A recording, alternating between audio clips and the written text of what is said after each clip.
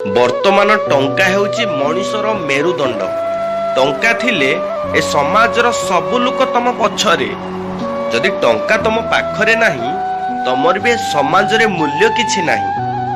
ଟଙ୍କା ଏଠି ମଣିଷର ମେରୁଦଣ୍ଡ ପାଲିଟିଛି। ଶିକ୍ଷା ପାଲିଟିଛି ଭାଇ କାରାଦଣ୍ଡ। ସତ କହିଲେ ଭାଇ, ନିରୀହ ଲୋକଟି ପାଉଛି ମୃତ୍ୟୁଦଣ୍ଡ। ସାଧାସିଧା ଭାବେ ଜୀବନ ଜୀଇବା ସମସ୍ତଙ୍କୁ ଭଲ ଲାଗେ। ଅଧର୍ମ ଦେଖିକି ଚୁପ୍ ରହିବା ପାଇଁ ମନରେ ଅନେକ ଆଶଙ୍କା ଆସେ। କାହିଁକି ନା ଏ କଳି ଯୁଗରେ ସର୍ବଶ୍ରେଷ୍ଠ ନାମ ଯଦି ରାମ ହେଲା, ତେବେ ମଣିଷ କାହିଁକି ରାମ ନାମ ଧରିବାକୁ କୁଣ୍ଠାବୋଧ କରୁଛି? ପାପୀ ଏଠି ଖୁସିରେ ରହେ, ଧର୍ମୀଙ୍କ ପାଏ କଷ୍ଟ। ଦୁଃଖୀ ସିନା ଦୁଃଖରେ ଥାଏ, ହେଲେ ତା ପାଖରେ ଥାଏ ଅନେକ ସୁଖ। ଗରିବ ଘରକୁ କୁଣିଆ ଆସିଲେ ସେ ବହୁତ ଖୁସି ଆନନ୍ଦ ହୁଏ, କିନ୍ତୁ ଧନୀ ଘରକୁ ଯଦି କୁଣିଆ ଆସେ, ସେ ନ ଦେଖିଲା ଭଳି ଅଭିନୟ କରେ।